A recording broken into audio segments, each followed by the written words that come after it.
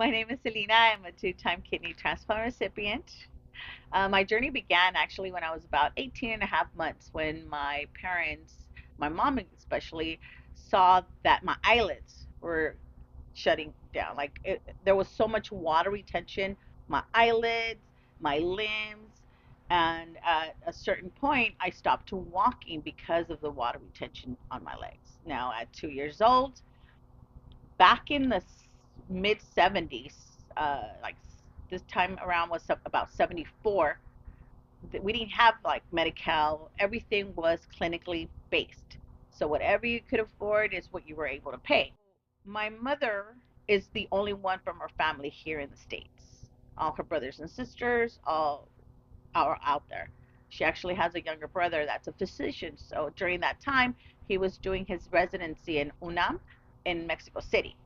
So he was able to tell them about me, my circumstances, and at this time I was already in Los Angeles Children's Hospital, hospitalized, and my uncle had mentioned it to his professors, and they said we would like to see her. So my parents decided, you know what, let's take her out and take her to Mexico City. They did what was a open kidney biopsy, my first one at 2 years old, which they entailed said that I had some sort of nephrotic syndrome. So that's to this day, that's what my mom just recollects, and that's what she tells me. So I do have nephrotic syndrome. Throughout, I was there for about a year in the hospital. I was told I was there for about a year, and eventually they said because of the scar tissue that the infections had caused, um, I be would need a kidney transplant. I would remember my mom coming in to give me lunch because my lunch had to be prepared a certain way. No salt, no sodium, so it was always natural. So every day she would come in and give me my lunch, whatever I needed to eat. At the house, I had my own forks, my own plates, because that's what they told her. My uncle was like, be very sanitized, everything just for her. My own towels.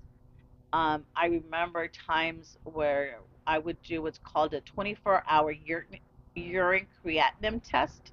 Back in the day when we used to do full 24 hours, we're just collecting urine. I couldn't run. I had to be just drinking fluids, but stable. And I remember my brothers and sisters like, when are you gonna get healthy so we could go run? Or when we go to the beach, we want to do this. And I felt so guilty. I remember that feeling so guilty, like we weren't able to leave the house because again, I had to do this during the weekend because my parents worked. So that was pretty much my whole entire life, childhood, is in and out of the hospitals. And again, I did end up getting married, had my first daughter when I was 24 years old, and at this time I was already losing kidney function. And unfortunately, I didn't come full term. My daughter was born at 30 weeks, so she was a really preemie baby. She was really tiny, but she was healthy. Thank God. I was not the one that was doing so well. I remembered right after the C-section, I started getting sick, like really sick, and they said she has an infection, and I wasn't going to be able to leave the hospital, and my daughter was so well enough that she could leave the hospital. Now, when she was 3, here I am at 26, almost going to be 27. I went on dialysis right away. So she with a toddler at 3 years old, and I on dialysis. I was there for about two months on what's called hemodialysis with my catheter because I had a 3-year-old daughter. I knew I wasn't going to be able to stay on that for such a long time. So I researched it and got into peritoneal dialysis, which was a lifesaver for me. I was able to still keep working, and then take care of my daughter as well. Now, during this time, my brothers and sister were all being matched for a donor. It wasn't me asking them. It was my mom. My mom was like, "Okay, she has a new baby. You guys, kind of pushed them along, and I was like, I told her, don't push them. Let them do it on their own. If they want to do it, then I'll be forever grateful. But if not, it's okay. I could deal with dialysis and wait until an organ donation becomes available to me. Luckily, though, my younger brother, Marco Antonio, he was doing his military service. He's a Marine. Um, he became a perfect match. Unfortunately, military, because you are property of the United States, he was not able to donate. They said, you have to wait until your term is completely done. My UCLA doctor said, you're not waiting that long. Things could change from one day to another. So they went to bat. Emails, calls. They literally talked to whoever military personnel, and I remember them. Okay, we sent off a letter again. We haven't heard back. I'm going to call them. We haven't heard from them. I'm going to call them again. So they were just adamant, pretty much on. And then to the point where my brother was like, "Well, I'm going to donate, whether they like it or not." I was like, "No, you can't. You have to wait. You're military. You can't just do what you want to do." So fortunately, though, 9 months later, we did receive the authorization for him to go ahead and donate. The only thing is, whatever time lapse that he would have to spend recovering, he would have to make it at the end of his term. So got added on. So it was okay because he added to he kept his career going in the military. So he was like, I didn't even notice it. So he was okay with that. January 13th, 2000, I received my life saving organ from my brother. America, I remember that day if it was like yesterday. Out of the date, the night before, they had us in two separate hospital rooms, and I went to his room and I told him, "You don't have to do this." I kept telling him, "You don't have to do this. You're still young. You're so," because I think he was only 22 when he donated. He was very young. Wow. And I said, "You have whole life ahead of you." He turned around. He said, "I didn't do all that for just to chicken out now," he told me. And then he goes, "By the way, they should cover, I should be covered for the rest of your life with gifts, any type of Christmas presents. I'm good." And I told him, I was like, "You're good. You're good for the rest of your life." Um, his kidney took so well that the doctors were telling me, "You guys were almost like twins. You guys were, that's how perfect match you guys were. A perfect match." Um, so much so, a year later, I had another daughter. It took so well. Yeah, to November 2011, I had my second child, my little girl. It was wonderful. I mean, now I had two little girls. Um, my, at this time, my kidney levels were okay. They said that the pregnancy was able, I was able to be okay with the pregnancy for as long. Didn't damage too much of your organs. So 6, 7 years later, I was full end stage renal disease, full stage end stage renal failure again. Again, I was working full time, single now with two little girls, and I couldn't take time. I mean, I said, I know what's gonna happen. If I go on dialysis, it's gonna be a little bit different for me because now I have two little girls. So I waited to the last minute, so much so that I was rushed to the hospital because I collapsed. Again, my kids didn't know anything different. They were just used to mom dialysis, mom being sick, um, and about they went to school. I missed graduations. I've missed um, proms, all their dances. When because I was in the hospital, not because I didn't want to go. I was literally in the hospital. Weddings, quinceañeras. I don't know. I've missed, but I mean, I was there because they would do um, live stream for me. Even if I was when my daughter graduated from high school, she was graduating with honors too.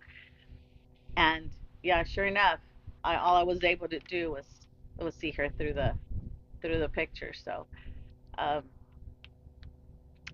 but I've been blessed.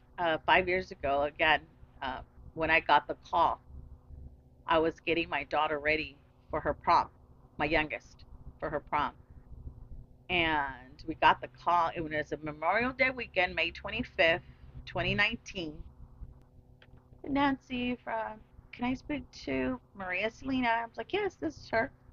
I have good news. I have, there's a kidney available for you. I stood quiet. I'm sorry, what? And she said, yeah, yes, there's a kidney available for you. And I kept saying, oh my God, are you serious? And I said, oh my God. At this time, I guess I said it really loud because my kids came running out of the room. What's going on, Mom? First thing, something happened to my dad or my mom because of the age, right? And I told you, I have a kidney. And all you could hear was screams. They were screaming. So much so that my neighbors in the front kept running out of their house, came to the house, started knocking. Are you guys okay? And then Ariana, my daughters, Ariana and Ariel, my mom got the call. She has a kidney. I was just, oh my God, oh my God, oh my God. That's the whole entire thing, too. And then it hits me. Someone's grieving someone right now. And then I remember I quiet my girls down and I said, we need to pray. Someone just lost a dad, a husband, or a grandfather. And that's when it hit them too. They're like, oh my God, someone's saying goodbye to their loved one as well. My daughter then said, I'm not going to prom. I'm like, Mom, you have to go to prom. We did all this for you because you did it. You. And sure enough, she was like, okay, okay, fine, I'll go to prom, but I'll be right there right after the prom. I'll be right there. And I think that's when it hit me on my way to the hospital. That man may not be able to see his kids grow up, to, see them go off to prom. I was, I'm used to it. I'm used to missing things. What if he wasn't, I mean, obviously he wasn't sick. This must have been a shock to them. So the scenarios kept going through my head in the hospital, getting ready for my transplant.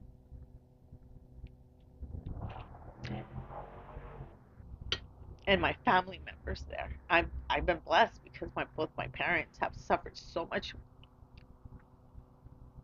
from day one. And my mom to this day tells me, I don't know when I would have lost you throughout your life. There was so many pivotal moments in our lives that you were dying, and here you are. Same thing with when I came back. When they came back and saw me, my transplant had just, and she just kept saying, praying that just let me say goodbye to her. That's all she wanted to do. Just let me say goodbye one more last time. And that's when she saw me. She's just, all I wanted to say was goodbye. Make sure that you were okay. And so I was blessed. To this day, I tell them, I was sick in May out in Mexico too because I got too dehydrated and I was in the hospital. But this time I told my parents, I'm okay. My kids are grown, well, 22, but they're okay. They're not little kids anymore. And I kept telling them, I'm okay now. I'm okay to go. I'm okay to, because it was the doctors were like, you need to get back to the States because we can't do much for you here. And I tell my mom, I was like, how many times have we heard this? How many times do we hear this all the time? So every day I live for my donors. Every time I speak about him, even though I don't know him, I care. I do things for him and my brother.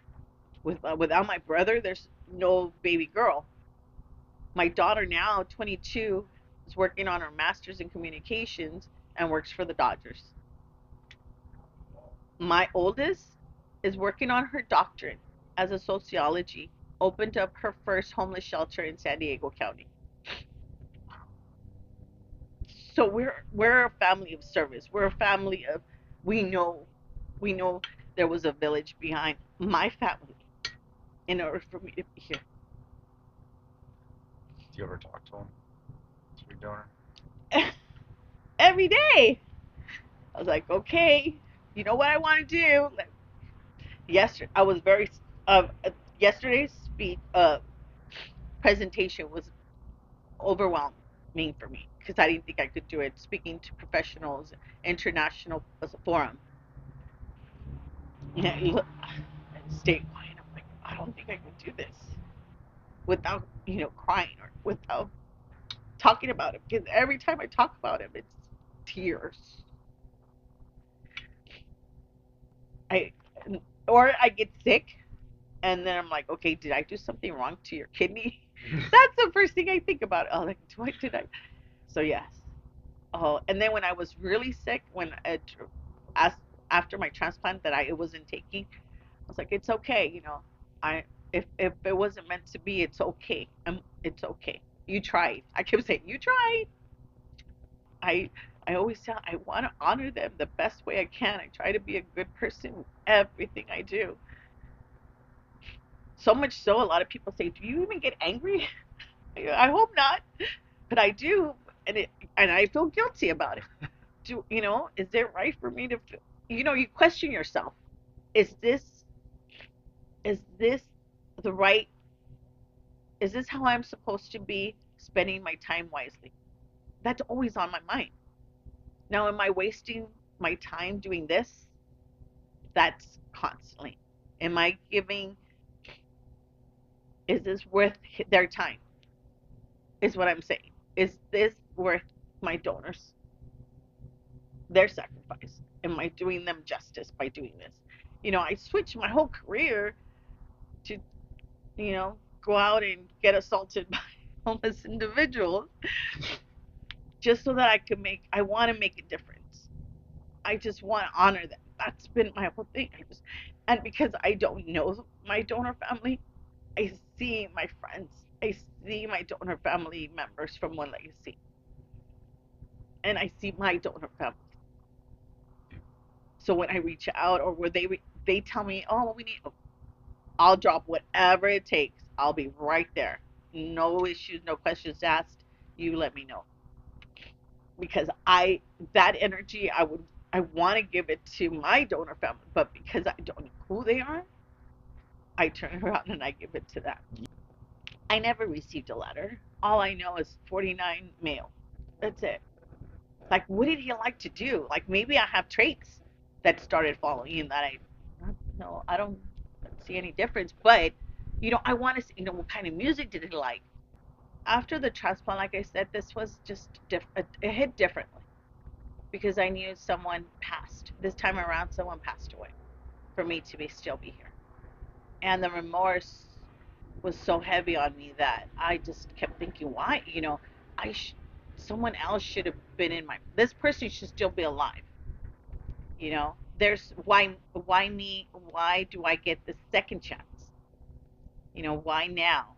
I said, but before that, I was a sales rep pretty much throughout my life in marketing, and I knew that there has to be something else. Okay, I'm doing this, and then Michelle said, "One Legacy will help you. Tell your story. Tell your story. Maybe that would eliminate most of your anxiety and that guilt that you're carrying with you." I went back to school. I did go back to school. I took some sociology, started sociology because I do have a business background. And I started housing homeless individuals throughout Orange County and LA now. So that in itself is rewarding. It's pretty. It's not for the weak of heart, that's for sure, because we deal with the population that's unseen. You don't want to see them, but they're there. And like I said, everyone just has a chance to live this beautiful life. Um, and now with One Legacy, and I also do National Kidney Foundation, and I've been blessed for them to take me pretty much to Sacramento, to Washington D.C., and just to make sure and bring awareness to not, to kidney donation, organ donation, and kidney diseases, especially with Latinos that we prone. Unfortunately, we are very. I remember going to my dialysis clinics, and majority of my counterparts were Latinos, and I was so in shock again because what we don't, as Latinos, we don't believe in preventative care. We believe, okay, we'll just fix it when we get there, Or we just don't want to know. or we just we're blind to it. Now I thrive on it now. I spoke yesterday to infectious disease doctors, and I let them know that preventative care could eliminate so many of our hospitalizations now. And it's just getting a lot of, again, our culture is mostly based on fixing what's wrong instead of not getting to the point where we're going to be sick. So my mission now is that, just to try to just not even educate, just letting them know from my story how things could change for them. If they're not sick now, count your blessings, because if your parents or your grandparents had diabetes, guess what? Most likely you have those genes and you're going to get there. Right. So let's prevent it. Prevent it. You don't want to be on dialysis. And then I'll show them my scars. To this day, I have 14 surgeries, full on, full, and 2 time in a coma. So I tell them, you don't want to go through that. You don't want to feel that pain. You don't. I wouldn't wish this on not even my enemy, and hopefully I don't have any. But I wouldn't wish it on anyone. How do people receive that especially like to Latinos when you talk about It's their hard to change, they say.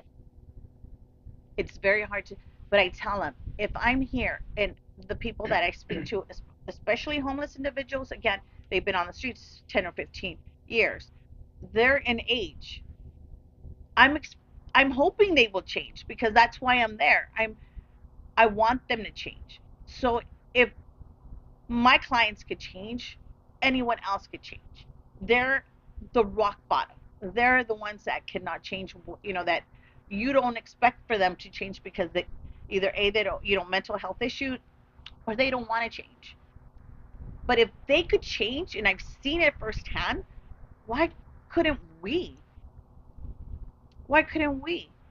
I see a change because I tell my story, and I say it in a way because I'm fluent in Spanish. Y hablo como ellos. Mm-hmm. Yo soy como ustedes que están. Yo vengo del rancho, les digo. Yo vengo del rancho, pero esto es lo que me ha pasado. Y por la gracia de Dios y la bendición de mis padres, todo esto es lo que ha pasado. Si no fuera por donantes o registrarnos, y ya les digo, yo estoy registrada. Todo lo que me puedan sacar, que me lo saquen. I sometimes it all depends on the population you're speaking to, how blunt you have to get with them. It's a thankless job you guys do, but know that whenever you're speaking to those family members, there's a full circle. The donations that you guys will be able to assist, it goes to people that are desperate, in need of that second chance.